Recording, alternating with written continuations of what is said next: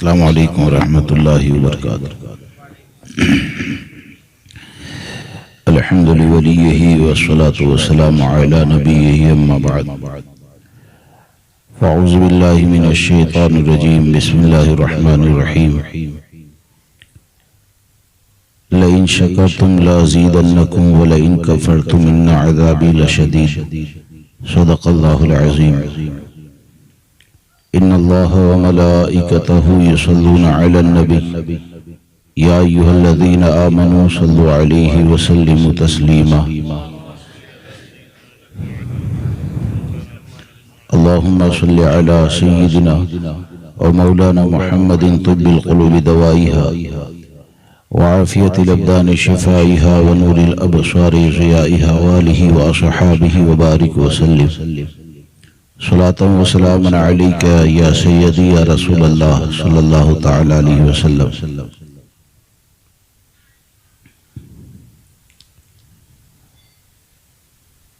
सामीन किराम व रफ़ीक़ान गिरामी, आज की ये महफिल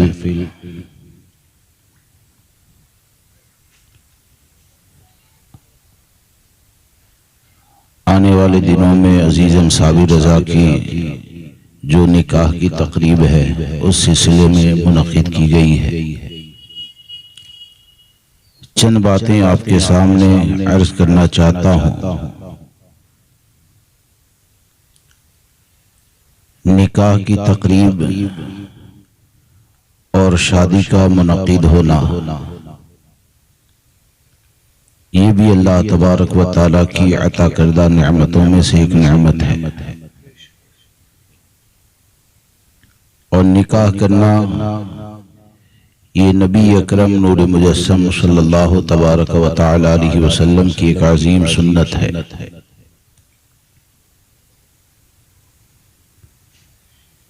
और इस नेमत की कद्र करना, जुबानी तौर पर यह कह देना कि हम अल्लाह का शुक्र अदा करते हैं कि बहुत अच्छे से हो गया, तो एक है जुबानी तौर पर कहना और एक ये है कि हमारे अमल के जरिए रब तबारक व तआला का शुक्र अदा किया जाए। तो यकीनन जिस जगह पर जुबान और दिल दोनों चीजों के जरिए उस नेमत की कद्र की जाएगी तो इंशाअल्लाह उसकी बरकतें अल्लाह दुनिया में भी अता फरमाएगा, आखिरत में भी अता फरमाएगा।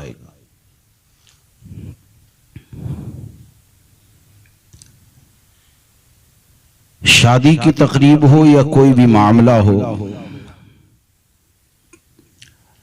आज असल में माहौल ये है कि हमारे यहाँ कोई भी फंक्शन होता है, शादी हो या दूसरे मामलात हो, और जब कभी दीन की शरीयत की बात की जाए या ये कि उनके सामने ये मामलात रखे जाए कि ऐसी चीजों में ये करना नाजायज और हराम है, ये नहीं होना चाहिए, तो देखा यह जाता है कि अक्सर जगहों पर यह होता है कि शरीयत ने कहा वो तो ठीक है, लेकिन आज के वक्त में ऐसा करना पॉसिबल नहीं है, आज के वक्त में ऐसा नहीं कर सकते हैं, इसलिए कुछ आजादी चाहिए। सबसे पहले तो हमको ये बात जहन में रखनी चाहिए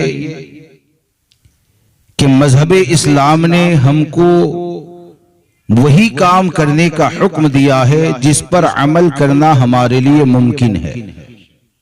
हमारे लिए मुमकिन है। ला युकल्लिफुल्लाहु नफ्सन इल्ला वुसअहा।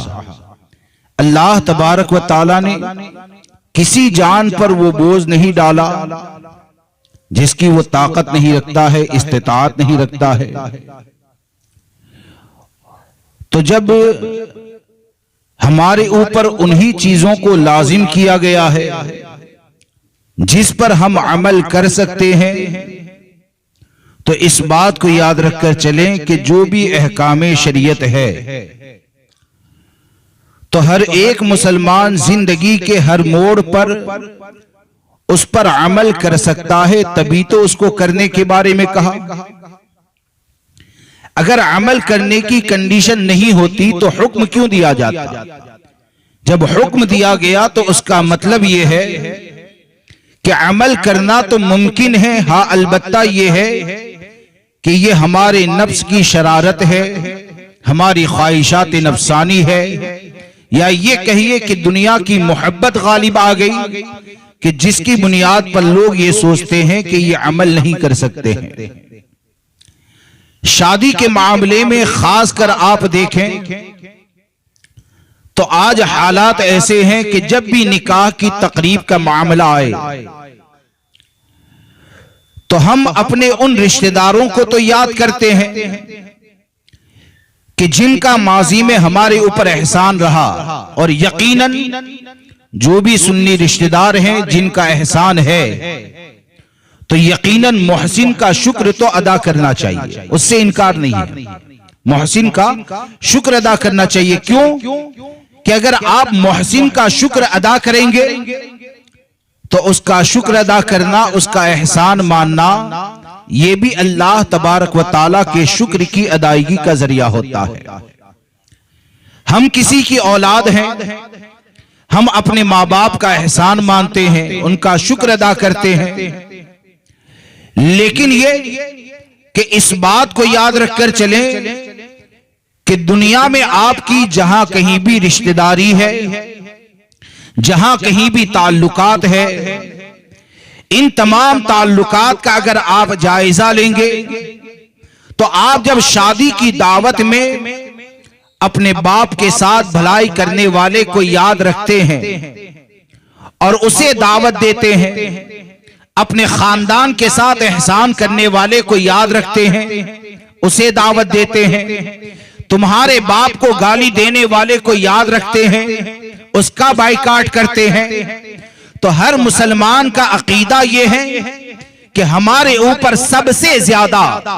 अगर किसी का एहसान है तो अल्लाह तबारक व ताला का एहसान है, और मखलूक में हमारे ऊपर सबसे ज्यादा किसी ने एहसान फरमाया है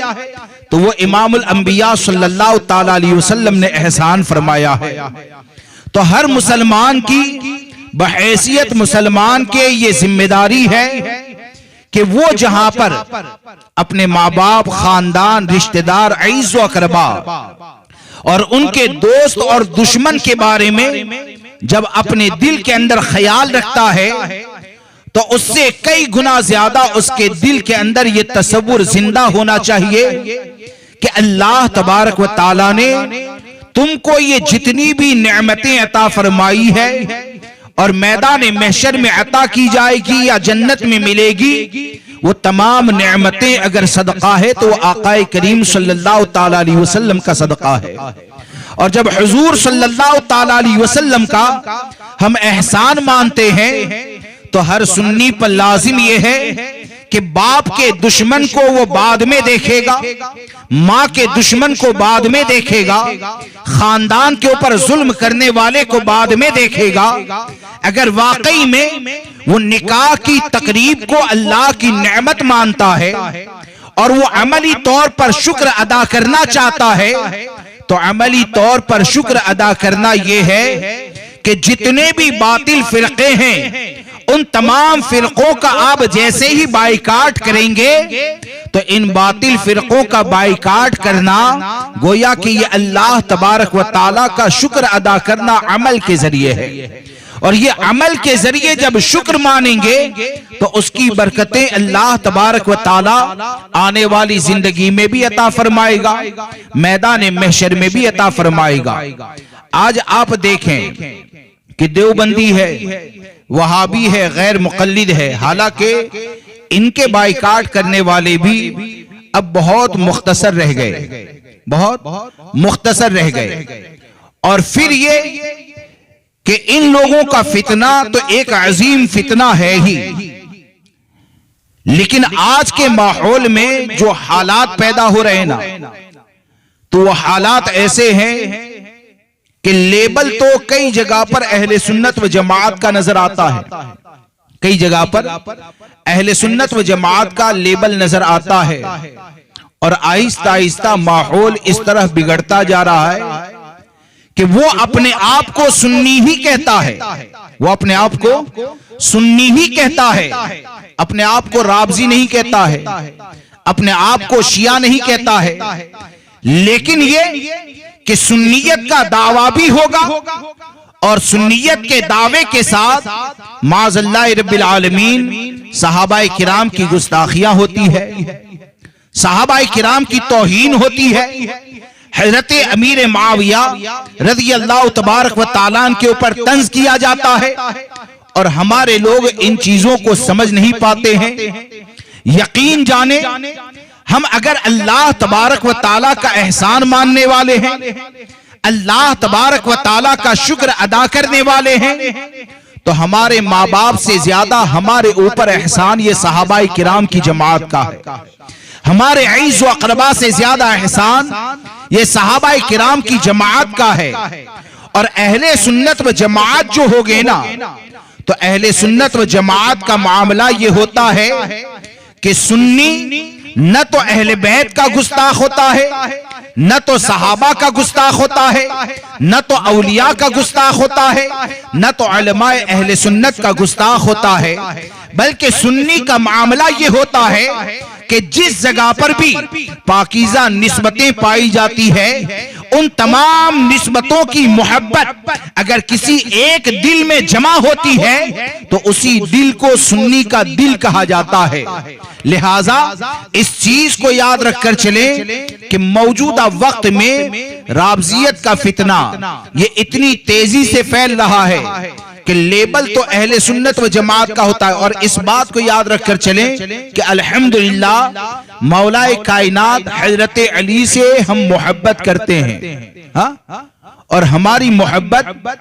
ये इसलिए नहीं है कि किसी को या किसी गुस्ताखे अमीर मुआविया को राजी करने के लिए करें, ऐसी नहीं है। हम हजरत अली को अपना मौला मानते थे, मानते हैं और मानते रहेंगे। और 1400 साल के बुजुर्गों ने हजरत अली को अपना मौला माना ही है। लेकिन ये कि हम हजरत अली को अपना मौला मानते हैं तो इसलिए नहीं मानते हैं कि कोई गुस्ताखे मुआविया हमसे राजी हो जाए। अरे हजरत अली को अपना मौला मानते हैं तो हम मानते हैं तो अल्लाह की रजा के लिए मानते हैं, आकाए करीम सल्लल्लाहु ताला अलैहि वसल्लम की रजा के लिए मानते हैं, मैदान महशर में नजात का जरिया समझकर मानते हैं। और हजरत अली की जात तो वो जात है कि हमको सरकार सैयदी आला हजरत फाजिल बरेलवी रज़ी अल्लाह तबारक व तआला ने जो सबक और दर्स अता फरमाया ना, तो हजरत अली के हवाले से आपने फरमाया कि चंद अशार है हजरत अली की शान में। उसके बाद इमाम अहले सुन्नत ने वो तमाम फजीलत का वो जो फजीलत है उसका खुलासा फारसी अशार के अंदर किया है। तो मफहूम उसका ये है कि हजरत इमाम अहले सुन्नत ये कहते हैं कि हर सुन्नी को चाहिए कि हजरत अली की ये फजीलत वो जुबानी याद करे। हर सुन्नी को चाहिए कि हजरत अली की ये फजीलत जुबानी याद कर ले, जिसको हजरत अली ने तहदीस नेमत के तौर पर खुद इरशाद फरमाया। और वो फजीलत क्या है कि हजरत अली करमल्लाहु ताला वजहुल करीम फरमाते हैं कि मैं वो हूं कि नबी अकरम सल्लल्लाहु ताला अलैहि वसल्लम मेरे चचाजाद भाई हैं, मेरे चचाजाद भाई हैं। फिर ये कहते हैं कि हजरत अली ने फरमाया कि फरिश्तों के साथ जो औरतें हैं हजरत जाफर तैयार, हजरत जाफर तैयार, तो आप ये फरमाते हैं वो मेरे चचा है। फिर हजरत अली करमल्लाहु ताला वजहुल करीम फरमाते हैं कि अल्लाह तबारक व ताला ने मुझे ये फजीलत अता फरमाई है कि इमामुल अंबिया सल्लल्लाहु ताला अलैहि वसल्लम की शहजादी ये मेरे निकाह में दी गई है। मेरा गोश्त उनके गोश्त से मिला है, उनका गोश्त मेरे गोश्त के साथ मिला है, और इनके जरिए अल्लाह तबारक व ताला ने हसनैन करीमैन की नेमत जो अता फरमाई है, तो हजरत अली फरमाते मैं वो हूं कि हसनैन करीमैन का वालिद भी हूं। और फिर आपने फरमाया इतनी निस्बतें और किसके अंदर पाई जाती है, तो हमको अल्हम्दुलिल्लाह हजरत अली की जो फजीलत है, आपके जो कमालात है, यकीनन हर सुन्नी आपके कमालात को मानता है, लेकिन हजरत अली की मोहब्बत सच्ची ये होती है कि हजरत अली की मोहब्बत ये कभी भी गुस्ताखे सहाबा नहीं बनाती है। हजरत अली की मोहब्बत ये कभी भी गुस्ताखे औलिया नहीं बनाती है, बल्कि शरीयत के मुताबिक अगर हजरत अली से मोहब्बत करोगे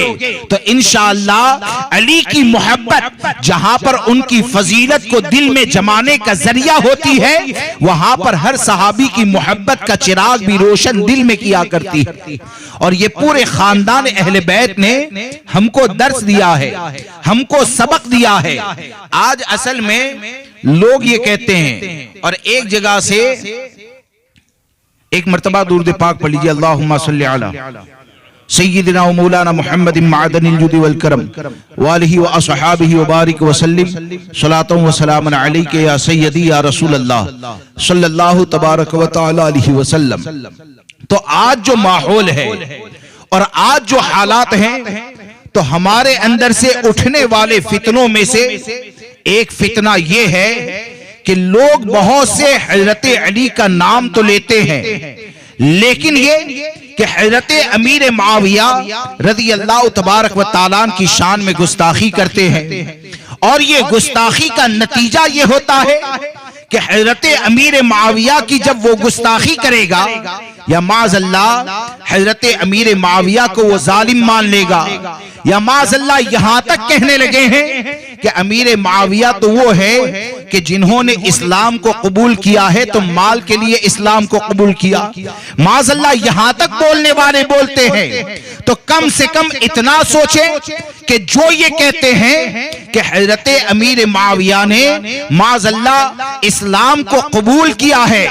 तो माल के लिए इस्लाम को कबूल किया है, तो ये हजरत अमीर मुआविया पर उंगली उठाना गोया कि इमामुल अंबिया सल्लल्लाहु तआला अलैहि वसल्लम पर उंगली उठाना है। क्यों कि जो लोग माल के लिए कबूल करने वाले थे, दूसरी लालच के लिए कबूल करने वाले थे, तो आकाए करीम सल्लल्लाहु तआला अलैहि वसल्लम ने तो उनको एक एक करके अपनी मस्जिद से बाहर निकाल दिया।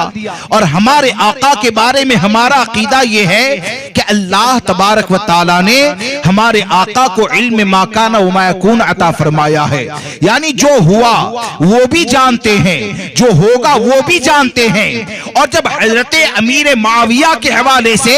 हमारे आका खुद ये फरमाते हैं और दुआ फरमाते हैं कि अल्लाह तबारक व तआला अमीर मुआविया को हादी और मेहदी बनाए, तो ये दुआ करना इस बात की दलील है कि जिसको इमामुल अंबिया हादी कह दे, तो जो भी सच्चा गुलामे मुस्तफा होगा अमीर मुआविया को जालिम नहीं मानेगा, बल्कि अपना हादी ही मानेगा, अपना रहबरो पेशवा ही मानेगा। वरना इस बात को याद रखकर चले कि अगर सहाबाए किराम की गुस्ताखी का दरवाजा जिस तरह से खोल दिया जाता है, और लोग कभी ऐसा होता है कि भाई ये तो फला खानका से ताल्लुक रखने वाला है, हाँ? ये तो फला खानका से ताल्लुक रखने वाला है, या ये तो इसके पीछे तो इतने फॉलोअर्स पाए जाते हैं, या ये कि इसके पीछे तो सियादत का लेबल होता है। इस बात को याद रखकर चलें कि सैयदों का अदब और सैयदों का एहतराम वो क्या है ना, वो मौजूदा वक्त में रज़वियों से बेहतर शायद कोई जानता होगा। हाँ? सैयदों का अदब क्या है, क्योंकि हमको तो इमाम अहमद रजा ने सादात के अदब के हवाले से ये तालीम अता फरमाई न कि इमाम अहमद रजा की बारगाह में तो अगर शीरनी भी तकसीम होती है तो सैयद को डबल हिस्सा दिया जाता है। शिरनी भी अगर तकसीम होती है तो सैयद को डबल हिस्सा दिया जाता है। लेकिन ये कि इस बात को याद रखकर चले कि पूरी उम्मत का इस बात के ऊपर इजमा है, इत्तेफाक है कि सहाबी की फजीलत इतनी ज्यादा है कि कोई भी गैरे सहाबी सहाबी के मकाम और मर्तबे तक नहीं पहुंच सकता है। अगर मान लो कि कोई सहाबी ऐसा है कि एक लम्हे में या चंद मिनट हुजूर सल्लल्लाहु ताला अलैहि वसल्लम की सोहबत पाया, आपका दीदार किया या आपकी सोहबत मिली, एक नमाज भी अदा न किया,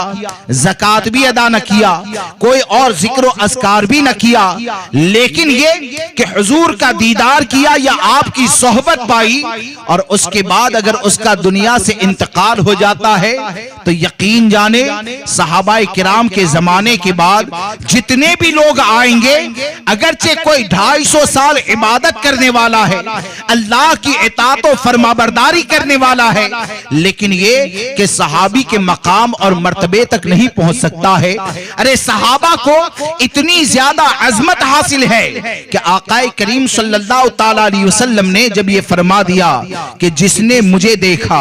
या मेरे देखने वाले को देखा, अल्लाह तबारक व ताला उसे उस पर दोज़ख की आग को हराम फरमा देता है, उसे दोज़ख से नजात अता फरमाता है। अब आप सोचें कि जो मुसलमान होगा तो क्या सहाबाए किराम से मोहब्बत करने के लिए हदीस पाक का ये खुलासा उसके लिए काफी नहीं है, ये जुमले उसके लिए काफी नहीं है कि सहाबाए किराम के बारे में और हुजूर सल्लल्लाहु ताला अलैहि वसल्लम ने अपने हर सहाबी के बारे में जब ये फरमा दिया कि ये वो लोग हैं कि जिनका दीदार अगर ईमान के साथ कोई करता है और ईमान के साथ दुनिया से जाता है तो जिसके चेहरे को देखना ये दोज़ख से नजात का जरिया है, तो आप जरा सोचें कि सहाबी के वजूद को कितनी फजीलत हासिल होगी। तो इसलिए हमको ये चाहिए कि हम सादात से मोहब्बत करते हैं, लेकिन ऐसे अंधे नहीं है कि कोई सैयद अगर माज़अल्लाह सहाबाए किराम की शान में गुस्ताखी करें और हम ये सोचें कि नहीं सैयद साहब हैं, ये अगरचे गुस्ताखी करते हैं, हम तो इनके पीछे चलते रहेंगे। हम ऐसे नहीं हैं। हमारा मामला ये है कि हम ये जानते हैं कि मौजूदा वक्त में रुए जमीन पर कोई भी सहाबी जैसा फजीलत वाला नहीं है, कोई भी सहाबी जैसी बरकत वाला नहीं है। तो हम सादात से मोहब्बत तो करते हैं, सादात की मोहब्बत को अपने लिए निजात का जरिया समझते हैं, लेकिन हम उन सादात का अदब करते हैं कि जिनके दिल के अंदर अजमते सहाबा का चिराग रोशन होता है, सहाबाए किराम से मोहब्बत करने वाले होते हैं। क्यों कि हमको तो हमारे तमाम अहले बैत ने यही तो दर्स दिया है, हमको तमाम अहले बैत ने यही सबक दिया है। बल्कि आप देखें कि हुजूर सरकार सैयदना गौसे आजम रदी अल्लाह तबारक व ताला की बारगाही को देख लें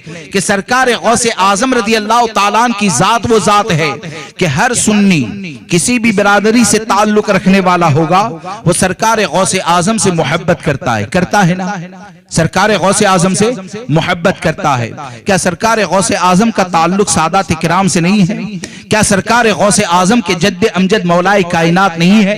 क्या सरकार गौसे आजम रज़ी अल्लाह तबारक व ताला का खानदान ये वलियों का खानदान नहीं है? यकीनन ये वलियों का खानदान है,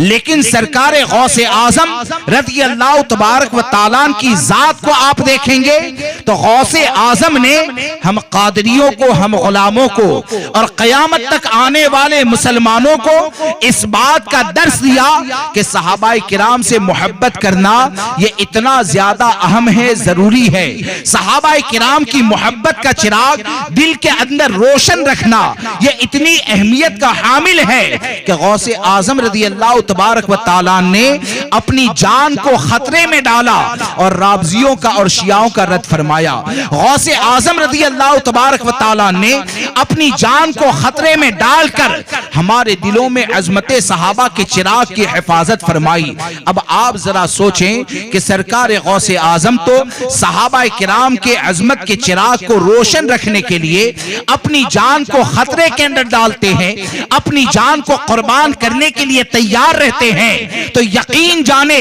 जो भी गौसे आजम से मोहब्बत करने वाला होगा वो अहले बैत से मोहब्बत करता है और अहले बैत की मोहब्बत के साथ वो अपने ऊपर लाजिम जाने के हर सहाबी के साथ मोहब्बत करें। और इसी को मसलके आला आला हजरत कहा जाता है कि इमाम अहमद रजा ने हमको यही दर्स दिया कि अहले सुन्नत का है बेड़ा पार, असहाबे हुजूर नज्म है और नाव है इतरत रसूलुल्लाह। वरना आप देखिए, आपको एक बात बताऊं कि एक बंदा है, नाम नहीं लेना है, वक्त आएगा तो वो भी होगा, कि बार बार लोगों को ब्लैकमेल करता है इमोशनल, और नारा क्या होता है, मसलक पता चलेगा जब खुल के होगी बात, हम हैं अली के साथ तुम किसके साथ हो, ये नारा होता है। हालांकि हम तो दलाइल की रोशनी में ये साबित कर सकते हैं कि पूरी उम्मत अल्हम्दुलिल्लाह इमाम अहमद रजा के साथ है। हाँ, हम जुबानी दावा, जुबानी बात नहीं करते, हम तो ये साबित कर सकते हैं कि तमाम अहले बैत का फैजान, तमाम सहाबा का फैजान किसी एक के कलम में नजर आता है तो उस कलम को इमाम अहमद रजा का कलम कहा जाता है। हाँ? और ये जो गुस्ताखी सहाबा, यानी तारीख की किताबों का हवाला देकर,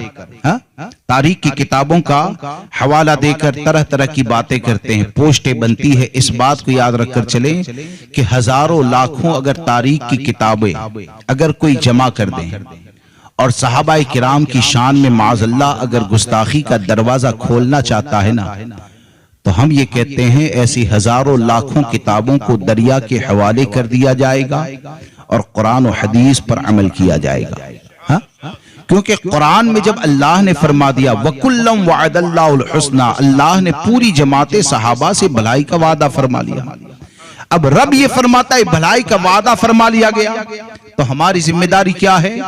कि जिस जमात से अल्लाह ने भलाई का वादा फरमाया तो उस जमात के हर फर्द के साथ मोहब्बत की जाए। और इस बात को याद रखकर चले कि जहां पर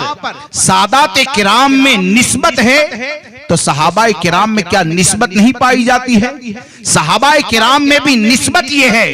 कि खुद हमारे आका सल्लल्लाहु ताला अलैहि वसल्लम ने फरमाया, जिसका खुलासा कि हमारे आका ने इरशाद फरमाया मेरे सहाबा से मेरी वजह से मोहब्बत करो। क्या फरमाया? मेरे सहाबा से मेरी वजह से मोहब्बत करो। और फिर इरशाद फरमाते हैं कि जिसने मेरे सहाबी से मोहब्बत की तो उससे मोहब्बत ये मेरी मोहब्बत की वजह से है, और जिसने मेरे सहाबी से दुश्मनी रखी, कीना रखा, बुग़्ज़ रखा, तो हमारे आका फरमाते हैं इनसे बुग़्ज़ रखना ये मेरे बुग़्ज़ की वजह से है। अब आप सोचिए कि जब सरकार सल्लल्लाहु ताला अलैहि वसल्लम सहाबा की मोहब्बत को अपनी मोहब्बत का जरिया बताते हैं, इनकी दुश्मनी को ये बताते हैं, गोया कि ये मुझसे दुश्मनी करना है, तो क्या समझ में आया कि हम सादात किराम का एहतराम करते हैं निस्बते मुस्तफा की बुनियाद पर। तो वहां पर यानी सहाबा का जो अदब और एहतराम होता है तो यकीन जाने हर सहाबी से मोहब्बत करना ये भी निस्बते मुस्तफा का एहतराम करना है।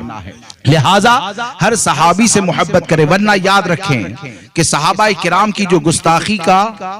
दरवाजा खोला जाता है और तारीख की किताबों की बात की जाती है ना, तो मैं आपको एक मोटी बात बताऊं कि आज जो लोग सोशल मीडिया पर तारीख की किताबों के हवाले से कुछ उल्टी सीधी बातें लेकर हजरत अमीर मुआविया के ऊपर तंज करते हैं, तो मेरा सिर्फ आपसे एक सवाल है कि ये जितनी भी किताबें हैं क्या सरकार गौसे आजम रदी अल्लाह तबारक व तआला को पता नहीं था? ये जितनी भी किताबें क्या गौसे आजम से ज्यादा इल्म वाले हो गए? क्या इमाम आजम अबू हनीफा नहीं जानते थे हजरत अली और हजरत अमीर मुआविया के इख्तलाफ को? क्या इमाम शाफई नहीं जानते थे? क्या इमाम मालिक, इमाम अहमद इब्न हंबल नहीं जानते थे? क्या सरकार गरीब नवाज नहीं जानते थे? क्या मखदूम अशरफ जहांगीर सिमनानी नहीं जानते थे? क्या इमाम अहले सुन्नत नहीं जानते थे? ये तमाम जानते थे कि हजरत अली और हजरत अमीर मुआविया के दरमियान इख्तलाफ हुआ, और तमाम ये मानते थे कि जिसको इमाम अहमद रजा ने बयान फरमाया कि इमाम अहमद रजा ने 1.5 सतर में अकीदे अहले सुन्नत व जमाअत को बयान फरमा दिया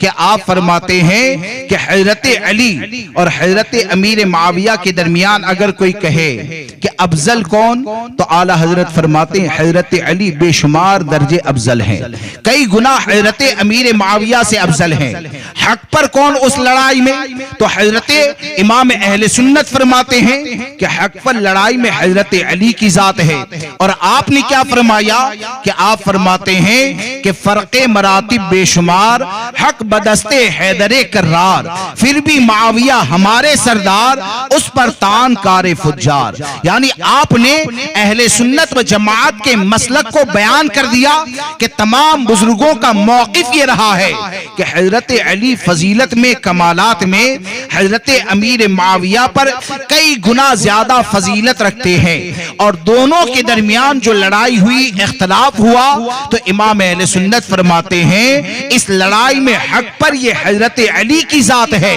लेकिन ये कि फिर भी हजरत अमीर मुआविया को हम अपना सरदार मानते हैं। और हजरत अमीर मुआविया पर अगर कोई तान करता है, उनकी कोई बुराई करता है, तो यकीन जाने उनकी बुराई करने वाला ये अच्छा नहीं होता है, बल्कि फासिक व फाजिर ही का काम हुआ करता है। तो ये हमारा मसलक है। इसलिए दोस्तों, गुस्ताखे सहाबा से बचें, क्योंकि आज के वक्त में ये इतना बड़ा फितना होता जा रहा है कि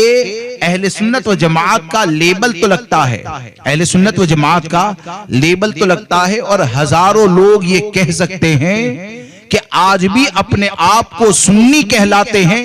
लेकिन लेकिन राबजियत ज़दा हो चुके हैं। ऐसे लोगों की सोहबत में जाकर राबजियत ज़दा हो चुके हैं। और ये एक ऐसा फितना है कि जो हमारे लिए इतनी बड़ी आजमाइश है कि शायद अल्लाह तबारक व ताला हर फितने से हमारी हिफाजत फरमाए कि आज हालात ऐसे हो गए कि ऐसे लोग अगर हमारे दरमियान आ जाते हैं तो आज हम देवबंदी का बाइकाट तो कर देते हैं,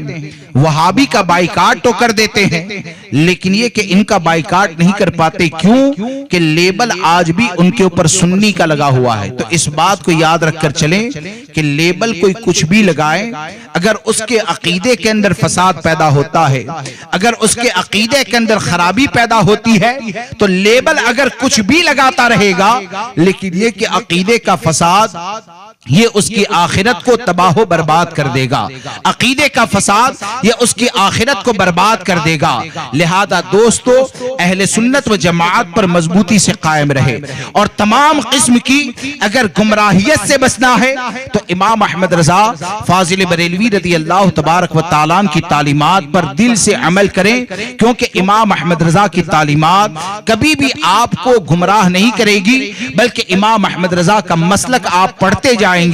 तो आपको यही नजर आएगा कि तेरे गुलामों का नक्शे कदम है राह खुदा, वो क्या बहक सके जो ये सुराग लेके चले। आप देखें कि शादी का मौका होता है, कोई और मौका होता है, तो वहां पर देवबंदी वहाबी का बाइकाट तो हो गया, लेकिन आज असल में घर वालों को समझाने में लोगों को पसीना आ जाता है, और हालात इतने ज्यादा अबतर हो जाते हैं कि घर वाले बहनें हैं तो बहनें मुखालिफ, माँ बाप है तो माँ बाप मुखालिफ, दूसरे अफराद हैं तो वो भी मुखालिफ, और ये कहते हैं कि इनको यही करना है। तो इस बात को याद रखकर चलें कि थोड़ी देर के लिए दुनिया वालों को राजी करने के लिए अगर आप सहाबाए किराम के गुस्ताखों को अगर दावत देंगे ना, अगर उनको खाना खिलाएंगे, तो नतीजा क्या होगा? इनकी गुस्ताखी का अंजाम क्या होता है कि सबसे पहले दरवाजा मौजूदा वक्त में जो राबजियत का खुलता है ना, तो वो ये है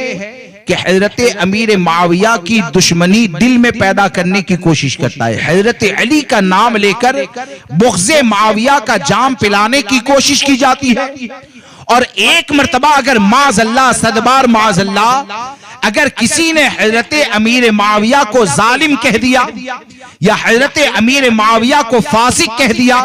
या उनके आदिल होने से इनकार कर दिया, तो अब दूसरा हमला तुम्हारे लिए तैयार होता है। और वो हमला ये है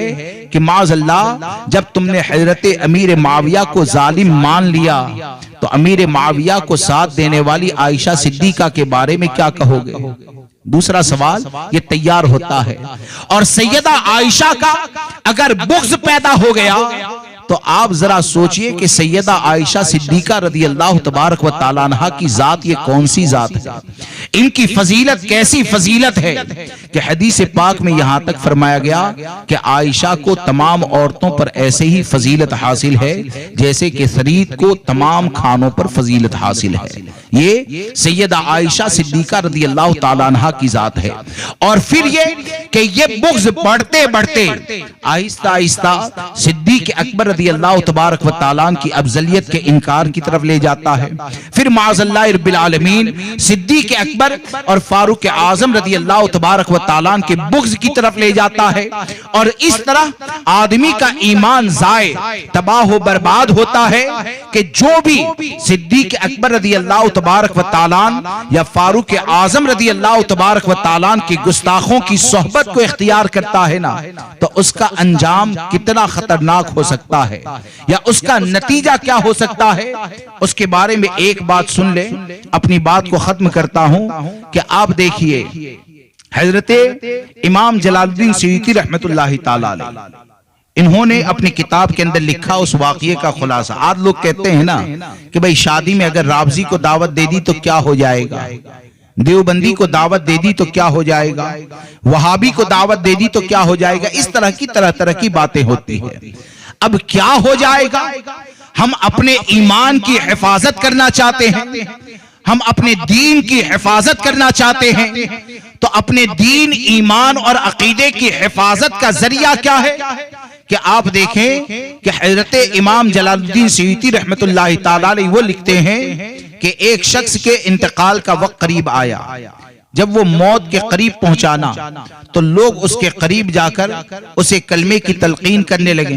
बुलंद आवाज से कलमे तैयबा का विर्द करने लगे कि इसकी जुबान से कलमे तैयबा जारी हो जाए। अब इमाम जलालुद्दीन सुयूती रहमतुल्लाहि ताला अलैह वो फरमाते हैं कि वो जो दुनिया से जाने वाला बंदा है वो ये कहता है कि ये दो है यहां पर खड़े हैं, दो शख्स यहां पर खड़े हैं, वो कौन है अल्लाह बेहतर जाने, ये दो शख्स यहां पर खड़े हैं और मुझे कलमा नहीं पढ़ने देते। क्या नहीं पढ़ने देते? कलमा नहीं पढ़ने देते। और वो ये कहते हैं कि तू जिंदगी में सिद्दीक अकबर फारूक आजम की गुस्ताखी करने वालों के साथ बैठा करता था, उनकी सोहबत में बैठता था, और अब तू ये चाहता है कि दुनिया से कलमे के साथ जाए। हम तुझे कलमा नहीं पढ़ने देंगे, हम तुझे कलमा नहीं पढ़ने देंगे। अब आप सोचें कि ये वाकया हमको जब ये बताता है कि जो सिद्दीक अकबर फारूक आजम की गुस्ताखी करने वालों की सोहबत को इख्तियार करता है, उनसे दोस्ती रखता है, तो अगर आप शादी में दावत देंगे तो शादी में दावत तो जिससे मोहब्बत होती है उसी को दी जाती है ना। शादी में दावत देंगे तो दावत देना यह उसकी ताजीम ही का तो जरिया होता है, यह उसकी इज्जत ही का जरिया होता है। आप ये सोचते हैं कि एक दिन के लिए आपका खानदान खुश हो जाए, आप ये सोचते हैं कि एक दिन के लिए तुम्हारा मोहल्ला खुश हो जाए, आप ये सोचते हैं कि चंद दिनों के लिए आपके रिश्तेदार खुश हो जाए, लेकिन इस बात को याद रखकर चलना कि चंद लम्हों की खुशी के लिए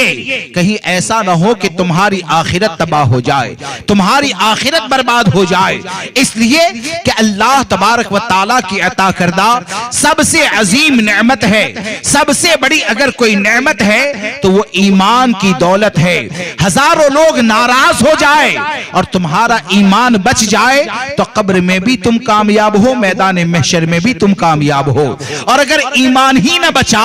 तो पूरी दुनिया अगर तुम्हारी गुलाम भी बन जाए, पूरी दुनिया अगर तुमसे मोहब्बत करने वाली भी बन जाए, तो आप मुझे बताएं ये दुनिया की मोहब्बत कब्र व हश्र में क्या काम देगी। इसलिए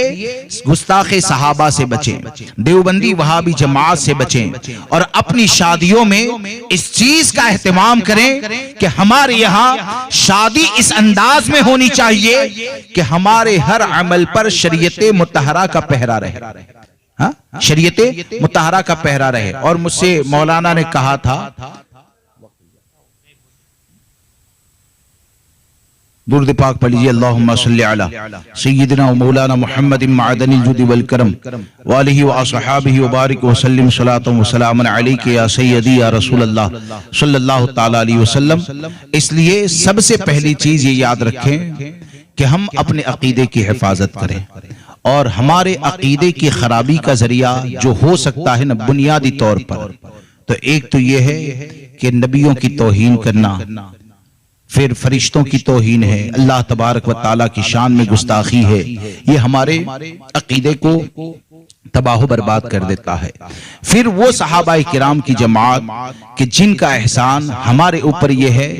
कि उन्हीं की कुर्बानियों के नतीजे में ये दीन हम तक पहुंचा है। उनकी कुर्बानियों के नतीजे में जब ये दीन हम तक पहुंचा और उनके सदक़े में अल्लाह तबारक व ताला ने ये दीन हमको अता फरमाया, तो हकीकत ये है कि हम अपने माँ बाप, औलाद, अईज़ व अक़रबा, इन तमाम लोगों से ज्यादा सहाबा से मोहब्बत करें, अहले बैत से मोहब्बत करें। अहले बैत की मोहब्बत ये भी अल्लाह रसूल अज़्ज़ व जल व सल्लल्लाहु तआला अलैहि वसल्लम की बारगाह के क़ुर्बत का जरिया है। औलियाए किराम से मोहब्बत करें, और इन तमाम लोगों से मोहब्बत करने का दर्स हमको हमारे 1400 साल के बुजुर्गों ने अता फरमाया है। तो शुक्र अदा करना, तो शुक्र अदा करने का पहला तरीका यह है, इन सब से मोहब्बत करें।